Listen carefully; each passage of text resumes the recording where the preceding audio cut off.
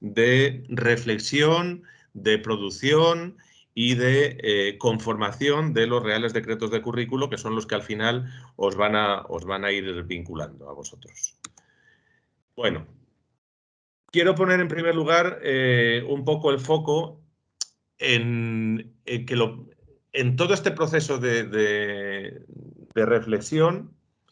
Lo que hemos pensado es que era necesario un cambio, que claramente hay una situación en la que el sistema educativo tiene que mejorar, como os decía anteriormente, en los resultados, tiene que tratar de garantizar la equidad, tiene que tratar de garantizar o de posibilitar que se reduzcan las tasas de abandono y, por tanto, es necesario hacer una valoración de qué es lo que tenemos ahora mismo, cuáles son los planteamientos curriculares que tenemos ahora mismo, qué debilidades pueden tener y cómo podemos resolver esas debilidades para tratar de mejorar. Es decir, cualquier cambio y cualquier crisis que se produce en una organización no está planteada por el mero hecho de decir ahora llego yo aquí y dejo mi huella.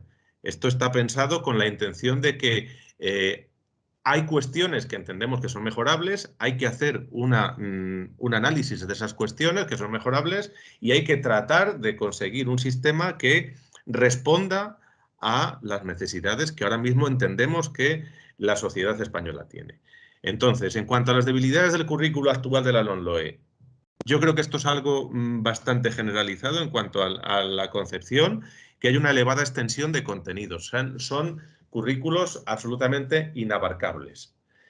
Yo creo que esto es algo en lo que no hemos tenido ninguna duda desde el Ministerio, pero tampoco ha habido ninguna duda desde los diferentes sectores con los que hemos tenido relación. Hemos mantenido reuniones con prácticamente todos los sectores profesionales, con familias, con alumnos. Veréis ahora que se han hecho foros de debate, múltiples reuniones con administraciones educativas autonómicas y todo el mundo está de acuerdo, o ha estado de acuerdo, en la elevada extensión de contenidos de estos currículos. También es verdad que luego todas estas asociaciones quieren, cuando ven los borradores de los currículos, dicen, pero es que yo aquí no aparezco, yo quiero que esté aquí la memoria democrática y quiero que esté aquí el tratamiento de la equidad y quiero que esté aquí el tema de el cambio climático y quiero que aparezca aquí la empatía con los animales. Es decir, todos quieren que todo aparezca,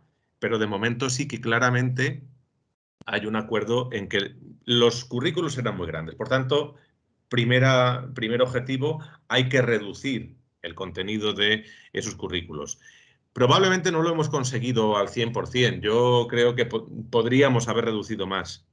Pero también es verdad lo que os digo, que jugamos aquí con una cantidad de tensiones y estamos siempre en unos posicionamientos de tanta necesidad de negociación que al final uno tiene que acabar asumiendo cosas que probablemente siguen engrosando excesivamente los currículos. Pero, en fin, yo creo que sí que se ha hecho un esfuerzo en cuanto a la reducción y algo hemos conseguido. Otra de las debilidades, bajo mi punto de vista, era la adquisición estructurada de contenidos formulados en un formato muy rígido y poco ajustado a las distintas realidades. La LOMCE hace referencia a las competencias también, pero es verdad que cuando uno analiza después los contenidos de la LOMCE o los currículos de la LOMCE, lo que se encuentra es una batería de cosas, un listado de contenidos sin fin, que además se repiten progresivamente, curso tras curso, muchos de ellos, y además eso lo comentáis, y vamos, y vosotros que estáis ahora mismo en las aulas también, pues lo veis, hay muchas cosas que aparecen de manera muy reiterativa dentro de la misma materia en diferentes momentos. Esto es una cosa que a título de WhatsApp yo comento mucho con mi hija, que todos los años cuando empieza el curso viene y me dice, ya hemos empezado con el verbo to be en inglés otra vez. Y bueno, pues eso pasa en inglés, ella me lo comenta en inglés, pero es cierto que esto sucede en otros ámbitos también, en otras áreas. Entonces, bueno, yo creo que hay que romper con esa estructura enciclopedista y de listado de cosas que van apareciendo de manera muy reiterada. Este listado de cosas también hace que los currículos se desactualicen con mucha facilidad, porque si tú estás diciendo que vas a trabajar el uso del Word en la versión 12.2, por poner un ejemplo, pues en el momento en el que sale otra, pues ya el currículo se nos ha quedado desactualizado. Si estamos hablando, sobre todo en materias que pueden estar en constante evolución, como puede ser, por ejemplo, la informática o la tecnología o este tipo de materias. Hay otros donde los cambios son menores, pero aunque no cambien los contenidos, sí que a lo mejor cambian las perspectivas o cambian las formas de entender. Entonces, yo creo que un currículo que se conforma a base de listado de contenidos, se desactualiza de una manera mucho más fácil. También es cierto, además, y esa es otra de las debilidades que encontrábamos en el currículo, que cuando uno está pensando exclusivamente en contenidos de mi materia, integrar ahí lo que son cuestiones transversales es más complicado, porque parece que vienen como a distorsionar mi orden de mi materia, donde yo tengo claro que tengo que trabajar estas cosas y no otras. Entonces, la integración de cuestiones transversales en un currículo así es compleja. Y luego es verdad que también se producen claramente, y esto yo soy consciente de que es muy difícil de resolver, pero también se ha hecho un esfuerzo en ese sentido. El currículo tiene desajustes tanto en relación con el momento evolutivo del alumno, como incluso en relación entre las materias. Es decir, a lo mejor estamos dando la Edad Media en literatura en tercero de la ESO y resulta que la dimos en historia en primero y luego la vamos a dar en cuarto en música, en fin. El hecho de que se trate de unificar los momentos en los que las diferentes cuestiones se abordan y que se pueda construir de menos a más, teniendo en consideración la etapa en global y no cada materia de manera independiente, eso es algo sobre lo que también se ha hecho una reflexión importante, que insisto, es difícil conseguirlo al 100%, pero yo creo que también se han dado pasos en esta línea. El resultado de todo esto, bajo nuestro punto de vista, en todos estos previos que tuvimos de reflexión, es que esto favorece un aprendizaje descontextualizado, es decir, los profesores enseñan listas de cosas y los alumnos aprenden listas de cosas, no siempre con un objetivo claro y no siempre con ellos no encuentran la utilidad de muchas cosas de las que están aprendiendo, y cuando uno aprende sin saber muy bien para qué, pues es más difícil conseguir la motivación. Esto lleva indefectiblemente a una falta de interés y por tanto una falta de resultados, y por tanto todo esto favorece la repetición y el abandono escolar y el fracaso y el no conseguir lo que pretendemos con el sistema educativo. Y en paralelo se produce claramente un distanciamiento entre lo que la sociedad demanda y lo que la escuela enseña.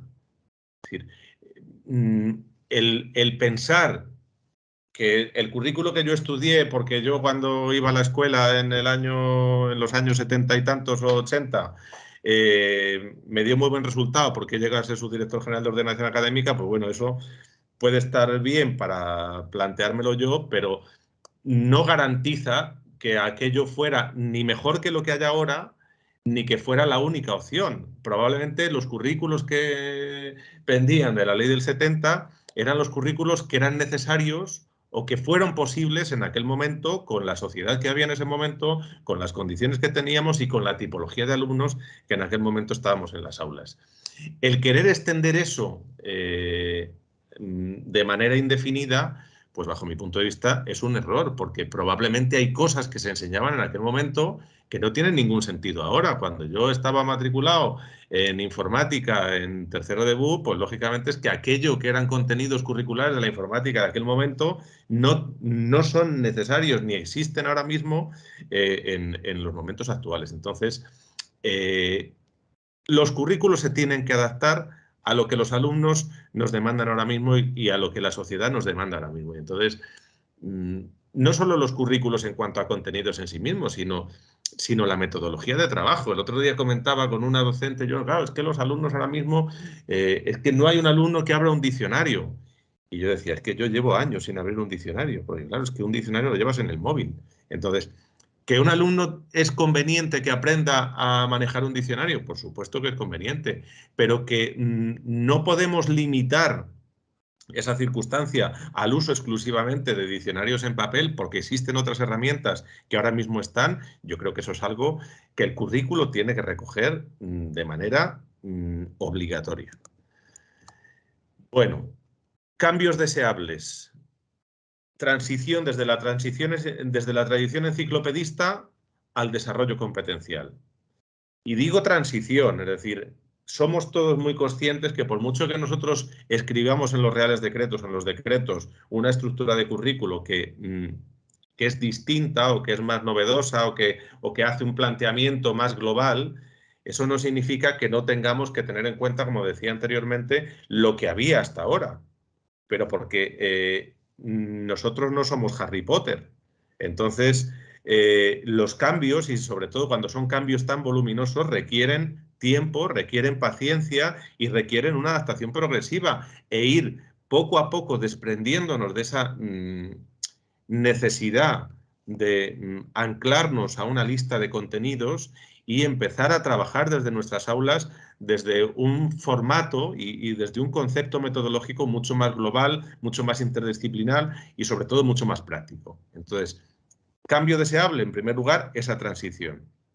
En segundo lugar, ajustar los aprendizajes al nivel evolutivo del alumno. Yo creo que es fundamental.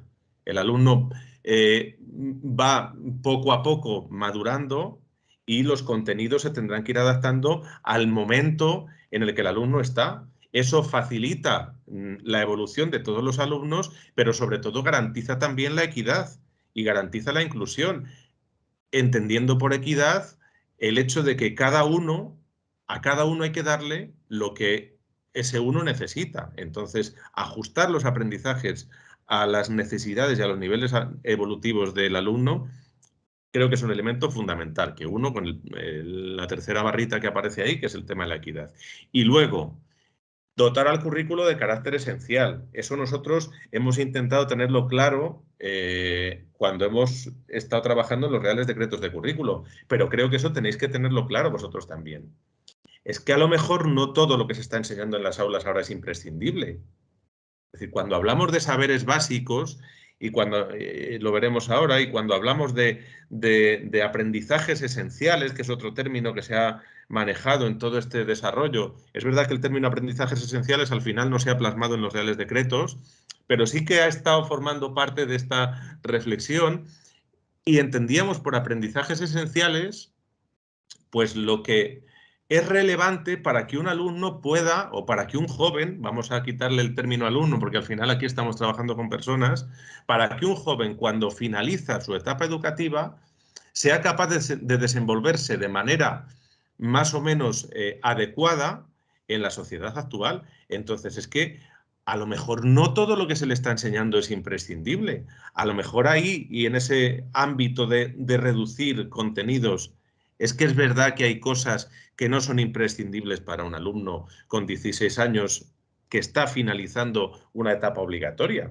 Es que a lo mejor nos hemos empeñado durante mucho tiempo en entender, y no voy a poner ninguna materia que no sea la mía, en entender que el saber los tonos y semitonos que tiene un intervalo es una cuestión de primera necesidad para un alumno en secundaria obligatoria y resulta que quizá es un elemento del que se puede prescindir. Bueno, pues el hecho de plantearnos como primera, como no sé si primera, pero como un referente cuando vamos a ponernos a redactar currículo, que lo que estamos haciendo es un currículo de carácter esencial para una etapa de carácter obligatorio en el caso de la primaria y la secundaria, yo creo que eso es algo que tenemos que estar constantemente recordándonos.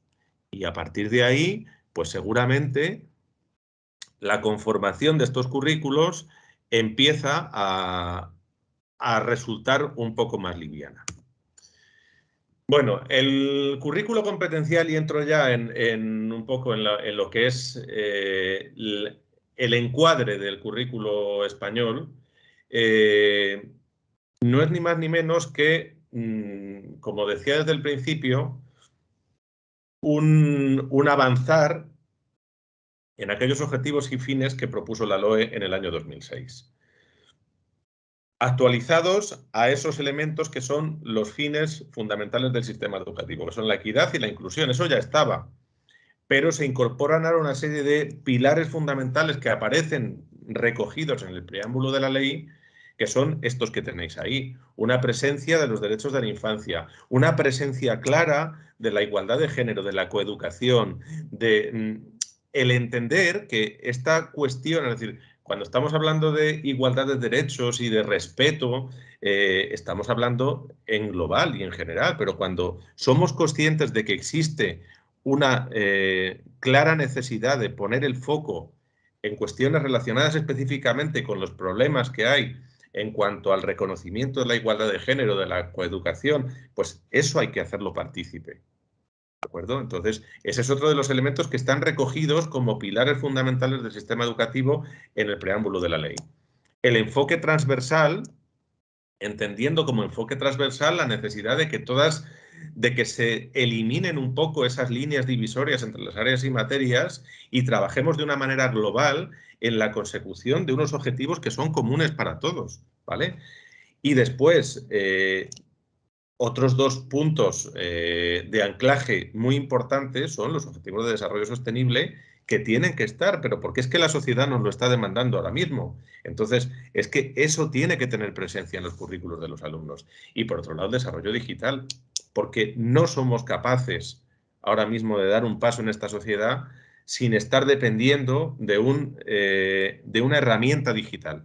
No podría yo estar hablando ahora mismo con vosotros si no fuera a través de una herramienta digital. Es decir, no podemos desde ningún ámbito del conocimiento desechar lo que son las cuestiones relacionadas con los temas digitales. Entonces, todo esto tiene que impregnar todos y cada uno de los ámbitos que conforman el currículo.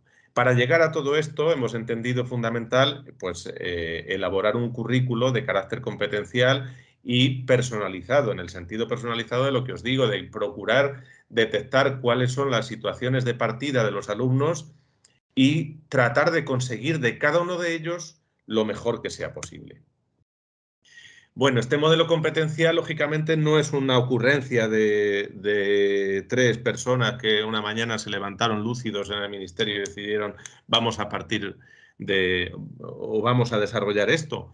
Este modelo competencial está acorde con las recomendaciones del Consejo de Europa de 22 de mayo de 2018, que vienen ya de las recomendaciones de 2006, pero también está alineado con los planteamientos de la OCDE, está alineado con los Objetivos de Desarrollo Sostenible recogidos en la Agenda 2030, está alineado con los marcos comunes europeos de referencia y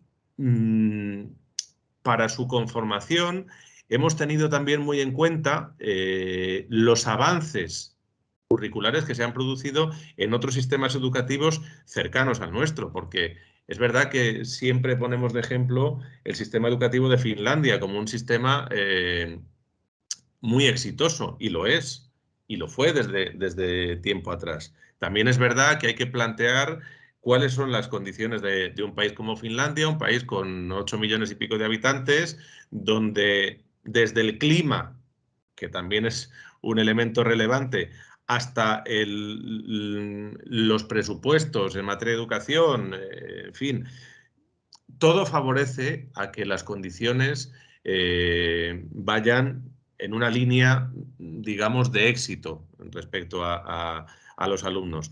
Pero tenemos el caso más cercano de Portugal, que es un país donde en los últimos años se han dado pasos y el currículo portugués es un currículo que os recomiendo que investiguéis y que leáis o que os acerquéis a él cuando os pongáis a trabajar en el currículo vuestro, porque es que es un modelo al que nos hemos tratado de acercar mucho y que consideramos que es un modelo muy, muy interesante y muy acertado, pero es que además es un modelo que ya está produciendo resultados y que está probado que funciona.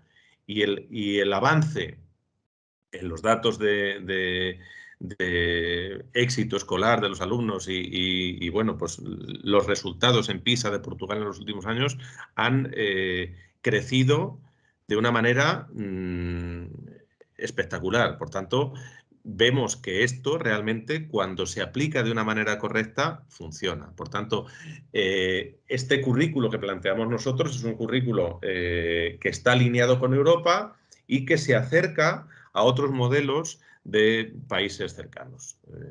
Yo creo que en ese sentido, cuando estamos hablando de un mundo globalizado en todos los ámbitos, el plantear alinearnos también en el ámbito educativo, creo que no es negociable, es que creo que es una obligación de este ministerio y de las administraciones educativas.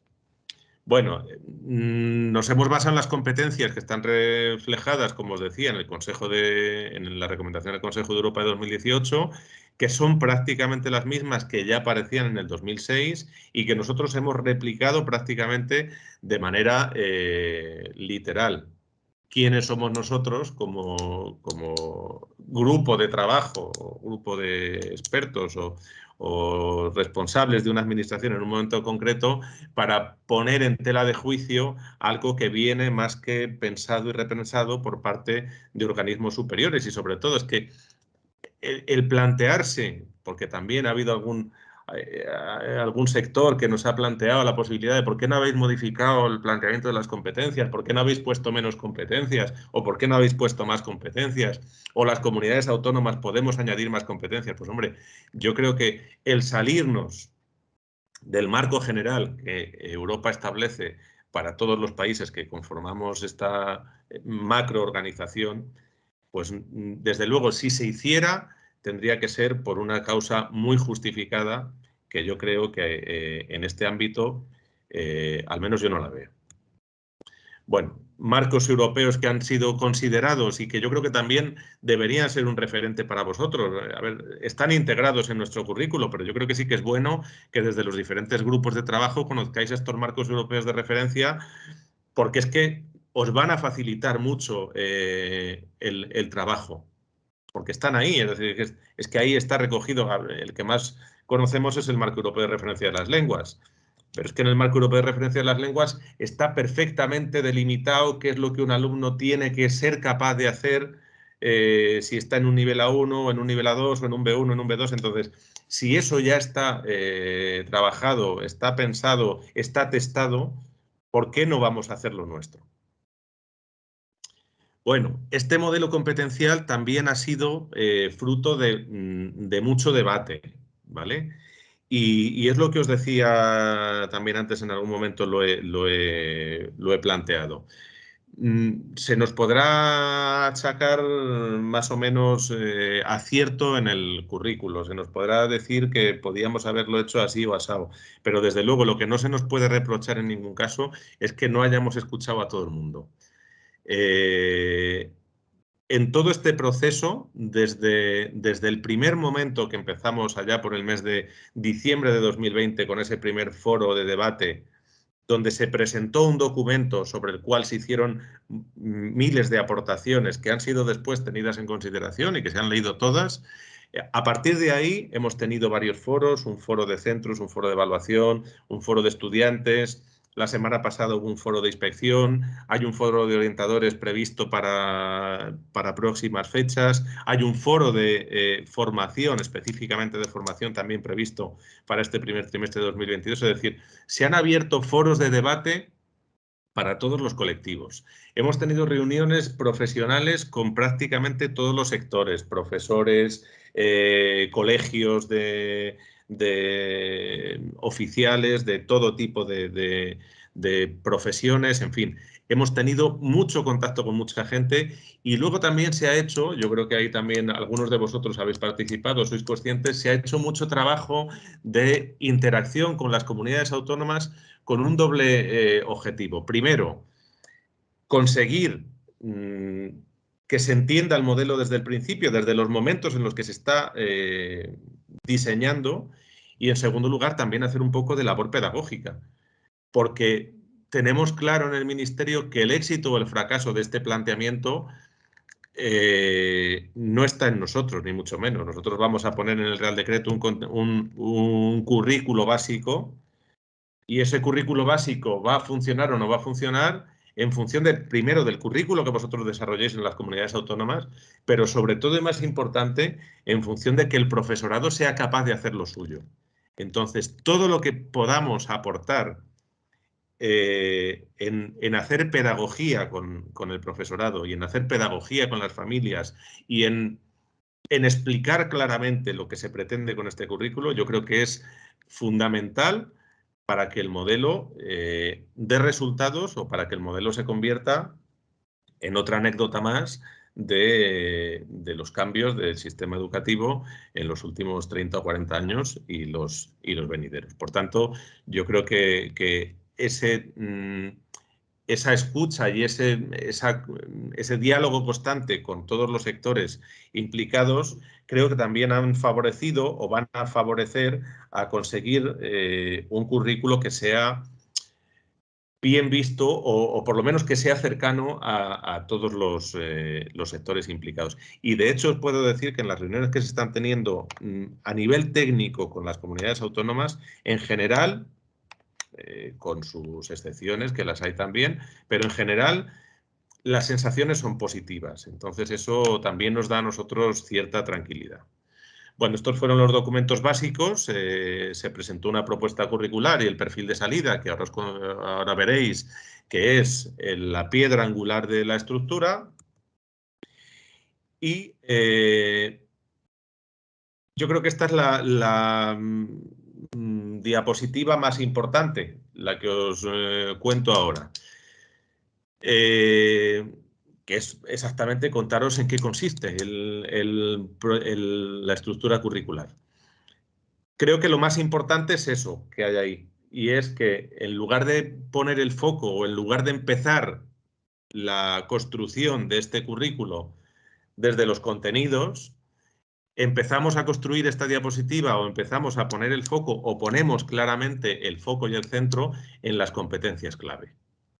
Y yo creo que esto es la parte más importante. Si entendemos esto y si hacemos esto nuestro, es decir, si yo como docente soy capaz de entender que lo que yo estoy formando es un ciudadano, que lo que yo estoy formando no es un matemático, no es un músico, no es un ingeniero, no es un deportista de élite, sino que lo que estoy formando es un ciudadano, y un ciudadano que tiene que ser capaz de desenvolverse como ciudadano, pues yo creo que ahí es donde está la clave para el éxito o el fracaso. Es decir, las competencias clave son lo que yo quiero conseguir del alumno. Están definidas en el perfil de salida y están descargadas, digamos, desde las recomendaciones del Consejo de Europa. El perfil de salida no es ni más ni menos que la definición del nivel de consecución de cada una de las competencias clave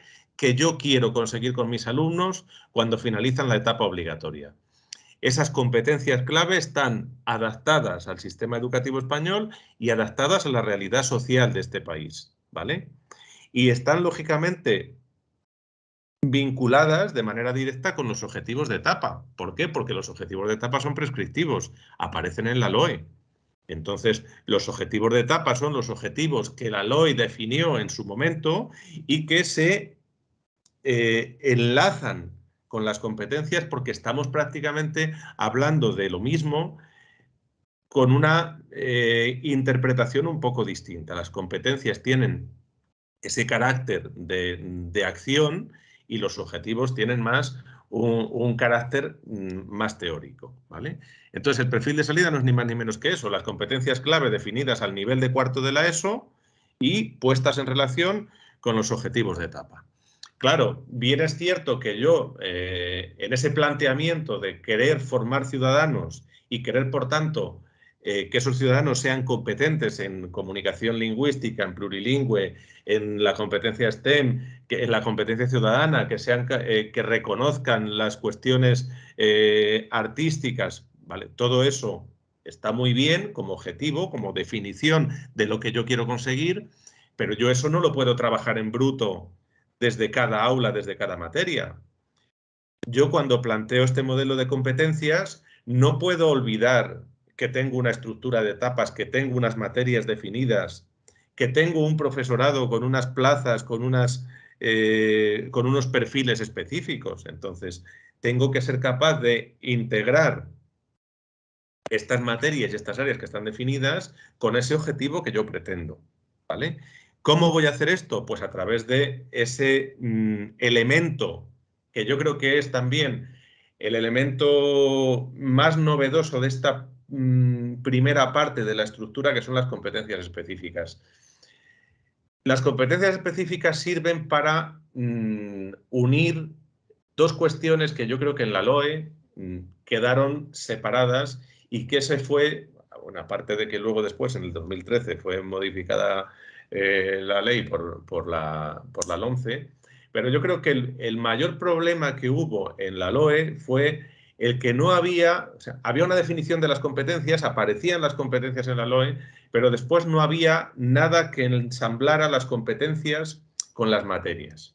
Entonces el profesorado siguió trabajando en su ámbito sin entender que, pues esto que estamos comentando ahora, que es que ese trabajo tiene un objetivo más a largo plazo, que son las competencias clave. Entonces, las competencias específicas no son ni más ni menos que eso, un nexo de unión entre mi área o materia y las competencias clave. Es decir, cómo yo, a través de lo que trabajo en mi clase, a través de lo que trabajo en mi aula, a través de los objetivos competenciales que yo me planteo para mi aula, soy capaz de aportar crecimiento con el alumno en todas o en alguna o en parte de las competencias clave que conforman el perfil de salida. Estas competencias específicas están definidas para cada área o materia y, si habéis visto ya los documentos de los Reales Decretos de Currículo, están después asociadas a los descriptores operativos de las competencias clave, para que no tenga tampoco el docente que estar pensando. Es decir, que yo estoy trabajando mis competencias, estoy evaluando mis competencias específicas a través de mis propios criterios de evaluación, pero yo ya sé que esta competencia está respondiendo a las necesidades de avance que tienen las competencias clave, ¿vale? Bien, entonces, competencias clave, competencias específicas y ahora aparecen los saberes básicos. Es decir, los saberes básicos no podemos prescindir de ellos, es lo que enseñamos en las clases. Los saberes básicos es lo que los alumnos tienen que ser capaces de aprender, porque es que son esos saberes básicos, son saberes imprescindibles, son cuestiones que es necesario que el alumno sea capaz de manejar. Pero ¿cómo se aprenden estos saberes? Hay dos cuestiones respecto a los saberes. Primero, que los saberes están enunciados como conocimientos, habilidades y actitudes, pero no de manera independiente como estaban en la LOSE. No aparece un listado de conceptos o de conocimientos, no aparece después un listado de habilidades y después un listado de actitudes. ¿Por qué? Porque no queríamos presentar esa ordenación primero, segundo, tercero, que parece que estás dando más importancia a lo que son cuestiones de conocimiento y estás dejando en un segundo y tercer plano al resto de cosas. Yo creo que cuando uno aprende, los conocimientos son importantes, pero los conocimientos no van desvinculados de la práctica y de la actitud hacia el aprendizaje. Cuando uno aprende a conducir, uno tiene que saberse las señales de tráfico, pero eso no se disocia de la parte práctica de saber aparcar, de saber cambiar de marchas o de cómo uno se pone en carretera con una actitud más o menos calmada, más o menos de respeto hacia los que van en los carriles contigo. Entonces, no es más importante saberse las señales que saber cambiar de primera a segunda. No es más importante saber cambiar que el saber respetar cuando uno te viene por la izquierda, cederle el paso, sino que todo ello conforma un compendio de saberes que hay que poner en marcha y hay que articular todos ellos en conjunto para, al final, ser competente en el hecho de la conducción. Este es un poco el planteamiento de la estructura curricular. Los saberes no se aprenden porque sí, no se consiguen conocimientos porque sí, sino que se aprenden con la intención de crecer en las competencias propias de mi materia, que a su vez redundan en la evolución en las competencias clave. ¿Y cómo se produce eso? Pues a través de las situaciones de aprendizaje. Las situaciones de aprendizaje donde el ministerio no ha podido incidir, porque son cuestiones del ámbito estrictamente metodológico, en el cual el ministerio no tiene las competencias recogidas en función de lo establecido en el artículo 6 de la LOE, sino que las competencias en materia pedagógica están en manos de las comunidades autónomas. Entonces, nosotros no hemos definido nada de las situaciones de aprendizaje y la única mención que se hace a las situaciones de aprendizaje, que es en el anexo 3, se hace de manera no prescriptiva, sino de manera simplemente orientativa, pero porque no queríamos que no aparecieran en el Real Decreto, porque creemos que tienen que estar porque las situaciones de aprendizaje son las que cierran el círculo. No puedo darle un carácter práctico y activo al aprendizaje si no es en una situación real, si no es en un escenario de aprendizaje. Entonces, estas situaciones de aprendizaje son las que ponen las que aterrizan, digamos, los saberes básicos y las que ponen en situación los saberes básicos para que el alumno sea capaz de movilizar estos saberes y conseguir poco a poco ser competente en, ¿vale? Yo creo que en las situaciones de aprendizaje es donde las comunidades autónomas tenéis más que decir. Seguramente la parte de saberes básicos, hombre, podréis incorporar alguna cosa, algunas cuestiones que sean más específicas de Castilla-La Mancha, en determinadas materias quizá más que en otras. Podéis incluso plantear, a lo mejor, complementar alguna competencia específica más que no está recogida, pero yo creo que en las situaciones de aprendizaje es donde más tenéis que decir porque es lo que realmente pone en contexto el aprendizaje. Y yo creo que ese tiene que ser la mayor aportación de las administraciones autonómicas al currículo, poner en contexto ese currículo básico que se está definiendo desde el Ministerio. Que, claro, cuando hablamos de 60-40, en cuanto a los porcentajes competenciales que tiene el Ministerio, que tienen las comunidades autónomas, no es que queramos decir, y la propia ley orgánica no quiere decir que de los aprendizajes o de los saberes básicos yo tenga que poner, si son 10, yo 6 y que las comunidades tengan que añadir 4. Eso no es lo que la ley orgánica dice. Lo que la ley orgánica dice es que el Ministerio establece lo que son los saberes mínimos, los saberes necesarios para que un alumno pueda obtener una titulación y que la consecución de esos saberes, a la consecución de esos saberes hay que dedicar el 60% del horario. Y el 40% del horario restante será el tiempo que la administración autonómica pueda dedicar a otras cuestiones. Ahí van las optativas, ahí va la atención a la tutoría, a la orientación y, por supuesto, a la incorporación de otras cosas, pero ese porcentaje no tiene que ser un porcentaje de aplicación matemática exacta de que si yo he puesto 6 saberes como ministerio, ahora la administración X tenga que poner 4 más para hacerse partícipe. Yo creo que la presencia del trabajo de las administraciones tiene que ir más en aterrizar a las condiciones de cada una de las comunidades el modelo y el planteamiento que está hecho desde el Ministerio. Claro, lógicamente todo esto hay que ir siguiéndolo a través de los criterios de evaluación. Y los criterios de evaluación lo único que nos van haciendo, como os decía anteriormente, es graduar cómo va evolucionando el alumno. Los criterios de evaluación se establecen con carácter prescriptivo, pero también son criterios adaptables, es decir, que, y como además están pensados generalmente para al menos 2 cursos, dar al profesor cierto margen de progreso no excesivamente compartimentado, no excesivamente restringido, ¿vale? Hay cierto margen de maniobra.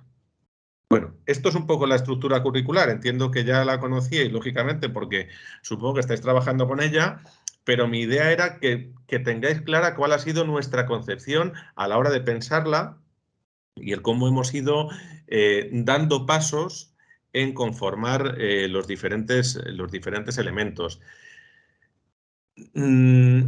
Ha habido dudas en cuanto a la terminología, sobre todo, por ejemplo, de las competencias específicas. El hecho de utilizar el término competencia también en las específicas, pues nos ha dado algunos problemas porque parece que a veces no sabes si estás hablando de competencias clave, de competencias específicas. Podríamos haber utilizado otra terminología. Planteamos hablar de objetivos competenciales de materia, que quizá hubiera sido más claro en cuanto a la concepción, pero bueno, al final estas cosas, pues ya sabéis que lo que pasa que se discute, se dan opiniones a favor y en contra y al final pues uno toma una decisión que es la que es y tienes, en el caso de que sean dos las posibles opciones, pues un 50% de probabilidades de acierto y en ese sentido pues no sé si hemos acertado con la denominación o no, pero lo que sí que tenemos claro es cuál es el objetivo de ese elemento curricular. Bueno, ya os decía que el perfil de salida es la definición del objetivo. Claro, cuando yo estoy planteando un currículo, como si estoy planteando cualquier otro trabajo, lo primero que tengo yo que tener claro es lo que quiero conseguir. Es decir, si yo quiero hacer una tortilla de patata, yo lo primero que tengo que tener claro es que quiero hacer una tortilla de patata y a partir de ahí construyo el proceso. Y busco los ingredientes y busco la receta y voy aplicando todo ese proceso para llegar al objetivo.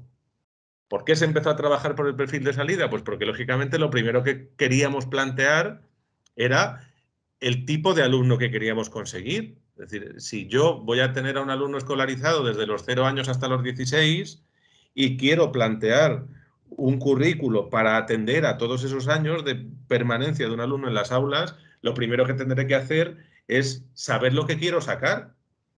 Porque una vez que sé lo que quiero sacar, empiezo a pensar cómo voy a construir esos aprendizajes para llegar a lo que quiero sacar. Entonces, por eso el perfil de salida fue el documento primero. Y es como dice ahí, esto es un texto copiado del inicio del perfil de salida, el anexo 1, es la piedra angular del edificio curricular. Se concibe como un elemento que fundamenta el resto de decisiones curriculares.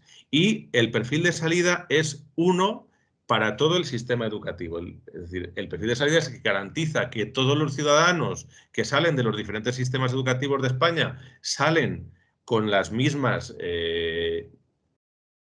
opciones y habiendo superado los mismos límites. Y además ese perfil de salida va asociado a la titulación, es decir, es el que garantiza la unidad de los títulos en todo el sistema educativo. Bueno, el perfil de salida, ya lo sabéis, pero aparece básicamente así. Se definen todas y cada una de las competencias. Esa definición de la competencia, en este caso la plurilingüe, es una definición extraída de la definición global del Consejo de Europa aplicada a nuestro ámbito y después se determinan una serie de descriptores operativos que es dentro de la competencia plurilingüe lo que yo quiero que el alumno sea capaz de hacer a la finalización de la educación primaria y a la finalización de la educación secundaria obligatoria. Esos hitos os tienen que marcar a vosotros también el trabajo como nos lo han marcado a nosotros, ¿vale? Lo que os decía, la competencia está asociada y todas las competencias están asociadas con los objetivos de etapa, porque es obligatorio por la prescripción del artículo 23 de la LOE y porque además entendemos que es razonable. Es decir, lo que os decía antes, el objetivo es más teórico, la competencia, el objetivo competencial es más dinámico, pero en ambos casos estamos hablando de prácticamente de lo mismo. Bueno, los descriptores operativos se gradúan, ¿vale? Y para graduar los descriptores operativos se utilizan factores de progresión como los que veis ahí, complejidad, autonomía y contexto. Entonces, esto es una cosa bastante importante, porque como veis ahí tengo en esta presentación definidas, hay definidos 3 momentos. en el perfil plurilingüe, en este perfil plurilingüe, hay un primer momento al completar la educación primaria, hay un segundo momento al completar la educación básica y hay un tercer momento, ese perfil competencial que se ha establecido para el bachillerato, en ese punto, ¿vale? Si nos quedamos en la línea de arriba, lo que tenéis ahí es el mismo perfil. Usar una lengua, además de las lenguas familiares, para responder a necesidades comunicativas. Ese perfil va creciendo con el alumno y se va graduando. Usar al menos una, usar eficazmente una o más, usar con fluidez, adecuación y aceptable corrección una o más. En definitiva, el descriptor es usar la lengua. El cómo se usa va creciendo con el momento madurativo del alumno y con el trabajo que se va haciendo a través del currículo. Os digo que esto es importante porque esto va asociado a los criterios de evaluación y al cómo los criterios de evaluación los voy a definir yo en función de dónde los quiero poner. Y esa es otra de las cuestiones que tendréis que decidir. En primaria, ¿vais a mantener los criterios de evaluación en los momentos en los que se han establecido en el Real Decreto del Ministerio o vais a crear criterios de evaluación para los cursos impares? Bueno, pues esa decisión tendréis que tomarla. En función de la decisión que toméis, tendréis dos posibilidades, o bien coger los criterios de evaluación que establece el Ministerio para segundo de primaria y graduarlos a un nivel inferior de evolución para primero de primaria. Eso es un trabajo costoso, pero factible. Habrá criterios de evaluación que quizá aparezcan en un momento, pero que puedan no estar en momentos anteriores o que puedan desaparecer en momentos a posteriori porque se entienda que no es necesaria su presencia. Pero en todo caso, el tema de la graduación es una cuestión que en función de dónde queráis establecer estos niveles, lo tenéis que tener muy en cuenta. Bueno, las competencias específicas. Las competencias específicas, como os decía, son los objetivos competenciales de etapa. Es decir, una vez que yo ya he definido el perfil de salida con los descriptores operativos que habéis visto antes, las competencias específicas, que son el segundo elemento curricular, se definen para las áreas o materias y se definen global para todo el área o para toda la materia, ¿vale? Es decir, las competencias específicas del área de matemáticas se definen en global. Es decir, yo en el área de matemáticas quiero que el alumno sea capaz de aprender o de poner en práctica una serie de aprendizajes y para eso voy a ir yo trabajando año tras año durante el tiempo que yo le voy a dar clase de matemáticas a este alumno. Por tanto, las competencias específicas no se definen curso a curso, ni ciclo a ciclo. Se definen para la etapa completa, ¿vale? Muy importante que seáis exquisitos con la redacción. Yo entiendo que esto es difícil y lo entiendo porque lo he vivido.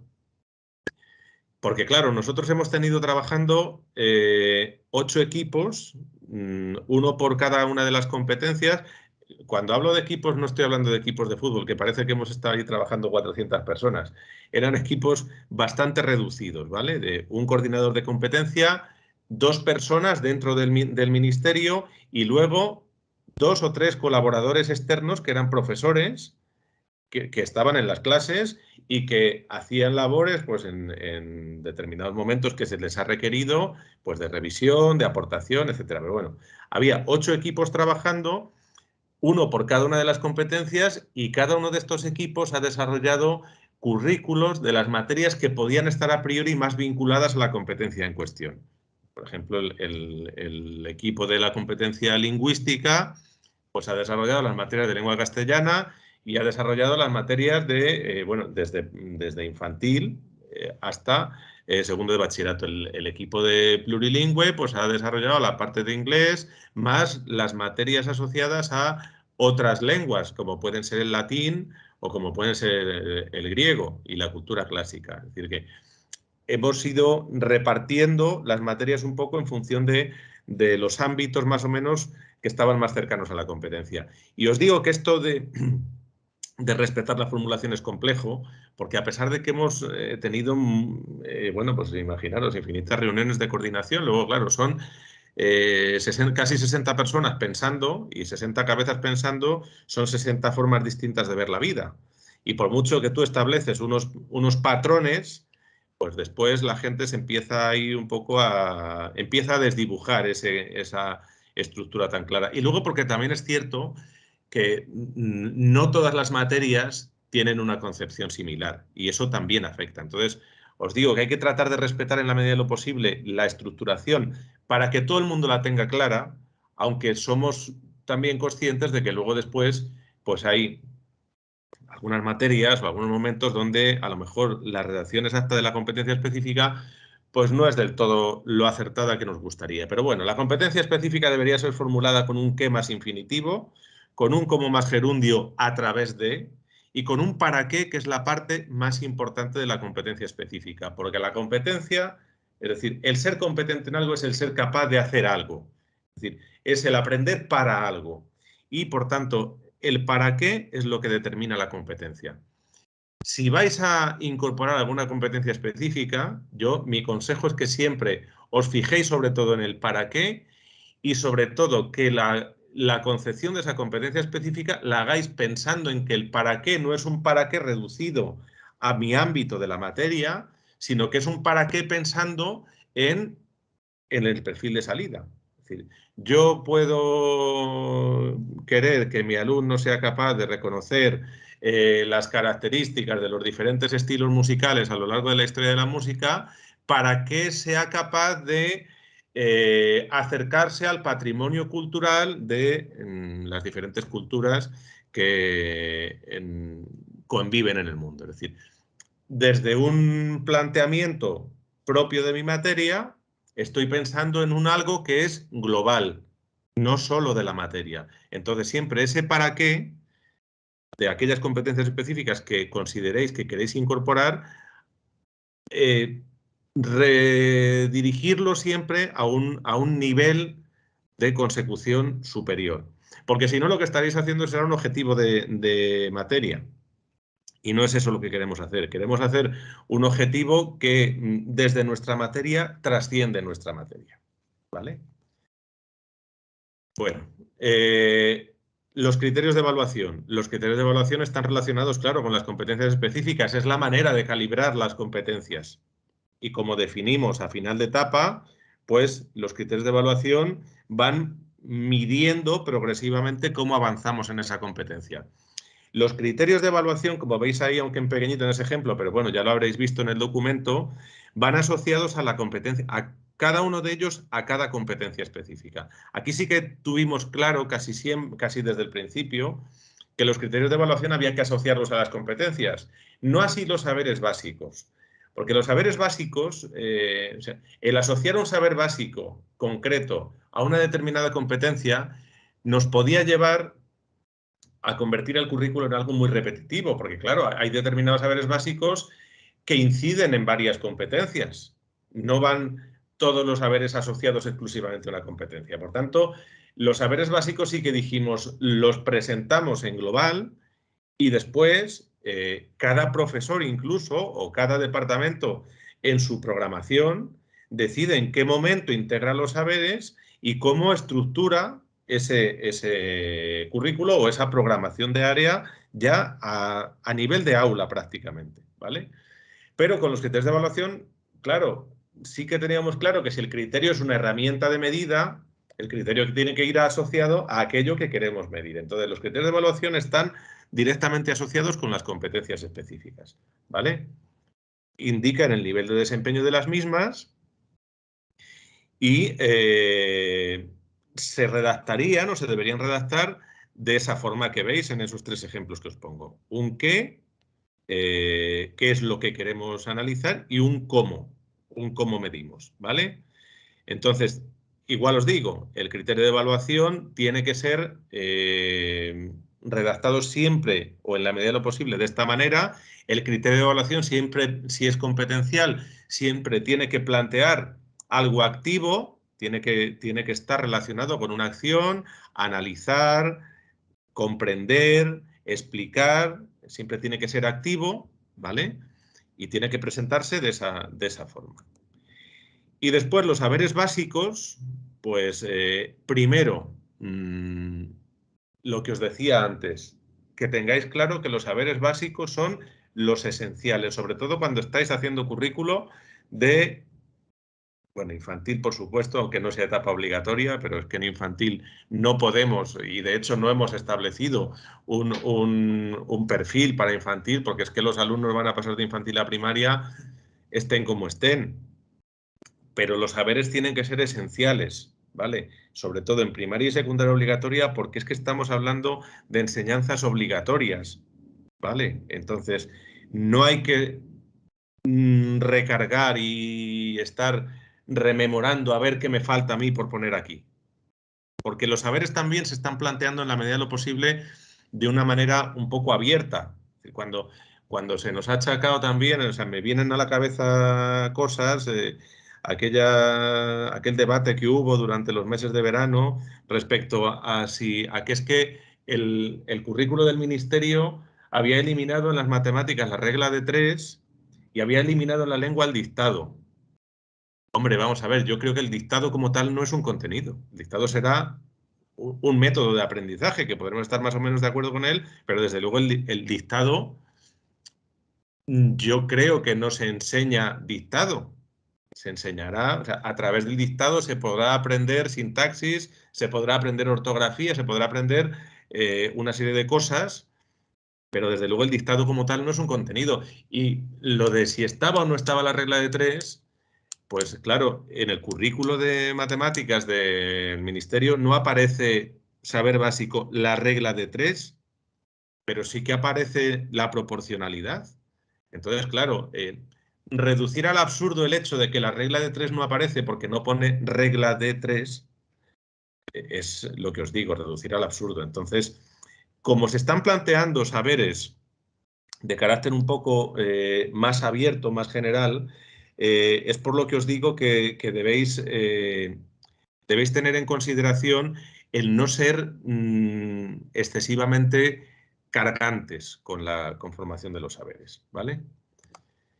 Y después están las situaciones de aprendizaje, que aquí sí que es donde yo creo que tenéis más posibilidades de aportar, ¿vale? Por lo que os digo, porque creo que es el aterrizaje de toda la estructura y donde creo que vosotros podéis tener más presencia y ser más vistosa vuestra presencia. Las situaciones de aprendizaje implican despliegues ahí claramente, o sea, implican el despliegue por parte del alumnado de esos saberes. Siempre tienen que ser activas y no están definidas. Vosotros sí podéis definir más de las situaciones de aprendizaje en los currículos. Vosotros sí podéis incluso... la palabra obligar no me gusta porque parece que suena demasiado fuerte, pero sí que debéis incorporar las situaciones de aprendizaje como un elemento que tiene que estar en las programaciones de los centros y que tiene que ser relevante, ¿vale? Entonces, yo creo que ahí sí que podéis vosotros profundizar más. Nosotros lo único que hemos hecho con las situaciones de aprendizaje ha sido definir cómo creemos que debe definirse una situación de aprendizaje. Debe estar en torno a los centros de interés del alumno, debe permitir construir conocimiento con autonomía y creatividad, bien contextualizada, eso es algo que es fundamental. Tiene que estar compuesta por tareas complejas que permitan construir con lo que uno sabe e ir creciendo hacia el aprendizaje de cosas nuevas. Tienen que ser flexibles y accesibles porque hay que garantizar, insisto, hay que garantizar la equidad. Dentro de una situación de aprendizaje que se trabaja de manera grupal, por ejemplo, se pueden establecer varios roles donde cada alumno sea capaz de llegar hasta donde puede y de asumir las responsabilidades que puede asumir en función de sus posibilidades. Entonces, eso es interesante tenerlo en cuenta. Deben posibilitar la movilización coherente de los distintos conocimientos y destrezas. Deben ser claras, precisas y adaptables. Deben fomentar aspectos relacionados con el interés común y, en definitiva, deben responder un poco a la globalidad. En la medida de lo posible, si esas situaciones de aprendizaje pueden incluso ser interrelacionar áreas o materias, pues todavía puede ser incluso más interesante. Bueno, tengo ahora la propuesta de ordenación y estructura de las materias. Esto no sé si